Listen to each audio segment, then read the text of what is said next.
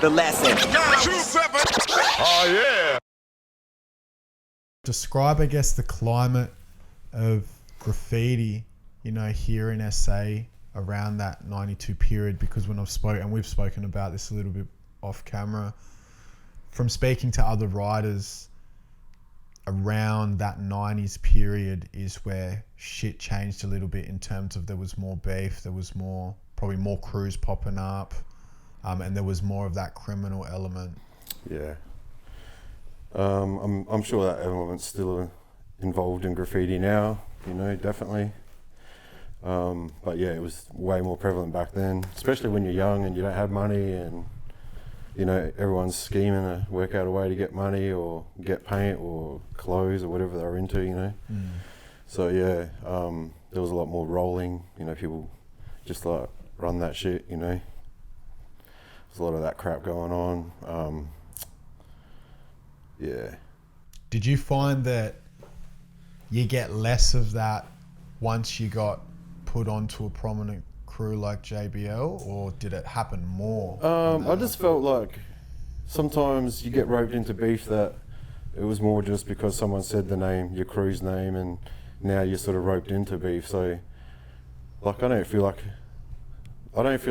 we're a crew of like we will protect each other like that or whatever, but I'm sure, you know, if push comes to shove or whatever, but that's not our aim, you know what I mean? Never has been. We're just more about what our next burn is going to be like, you know what I mean?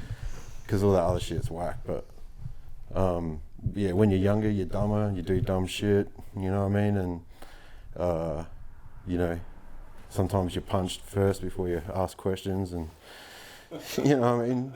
That's just teenager shit. So, yeah, I feel like I've really grown out of that whole, like, yeah.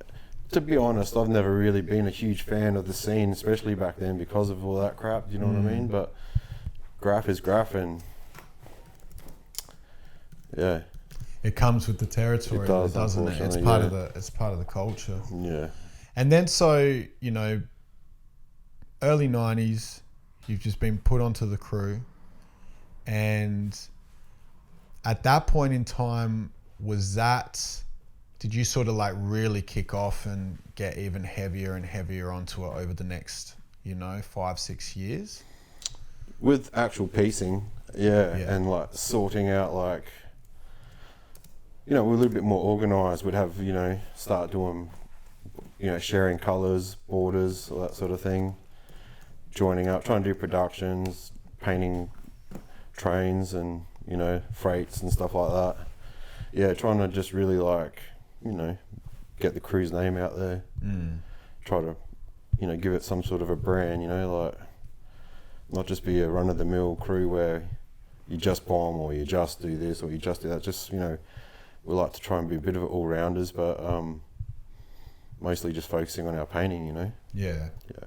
And then, you know, mentioning, you know, hitting all sorts of spaces, and you mentioned yards, and I guess, you know, traditionally hitting trains is the B's and E's. When it comes to, you know, yard missions, without being, you know, overly specific, can you detail some memorable, you know, missions that you've been on? Yeah, I mean, it all just consists of jumping fences and sneaking around, but I remember it was more like funny stuff, like just going back to get photos and being chased off by the security and throwing rocks at each other and just dumb shit, you know. But as far as yard missions, I mean, I didn't paint a lot of STA trains myself anyway. I painted a couple, but it was more like, I don't know, probably one of my favourite ones is one, it was in Melbourne, to be honest, not even in Adelaide. And yeah, I left early because I was just impatient, I wanted to paint. And it was up in the Puff and Billy posse out in that way, you know, Dandenong. Yeah, and like I'm walking around with a bag of paint, I got lost up there, couldn't find anything. But I knocked on a door and a dude drove me down to the train yard, just some like neighbourhood legend. And yeah, he dropped me off. I get out of the car bag of paint's rattling. I sneak off, see cops come past. I run, jump a fence. Didn't know it was on the other side of the fence. Fell about like at least a story, you know what I mean? Yeah, down this grass embankment, like full steep. Ate shit. Yeah, laid there for about 10 minutes. Just like, oh, what am I doing out here, you know? And then a bit later, Draw and another dude used to write Prod or Rock, who's a Melbourne writer. Yeah, we just painted panels. It was fucking great, you know. Next morning, we went back up to we actually stayed at Tame's house that night. We met some dudes from racking paint and whatnot. Yeah, we went back and caught the train that we painted, dropped an acid trip, cruised back into the city on our panels, man. Just covered in paint, the whole bit. Well, you were actually riding the trains that you painted. Yeah, well, in the trains we painted, like tripping off our balls. Yeah, stupid shit. Yeah. Yeah, wow. That would be a memorable moment. Oh, it's dumb. But funny, yeah. And I mean, look, have you had, when I speak to writers, some have been caught out there, you know, some haven't. Have you had any situations where you've nearly, you know, been pinched in the yards but just managed to No, I've been pretty lucky. As far as yards go, I've nearly been caught down the Obam before, but yeah, other than that, that's it. No, I've been pretty lucky. Can you talk about like the incident at the Obam and like how you nearly got caught? It was just stupid. We seen them coming, like police coming from walking on the tracks, and we weren't on the tracks. All the bridges were on a side bridge, and took off.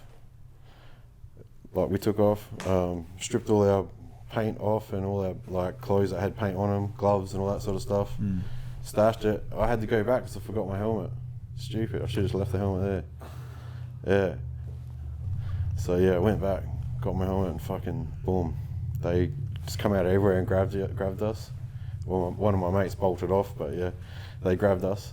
And they caught him later and dragged him back, and they really didn't do anything. They just took us to the watch house, checked us in, kicked us out in the morning, and that was it. And then they had us on like a home suspension, so they were coming past our house, checking on us like that. I wasn't allowed to leave the house, like curfew from 8 o'clock or something stupid. Yeah, and but yeah, nothing really came of that. Just lawyer fees, and it was done. It was a wrap. The lesson.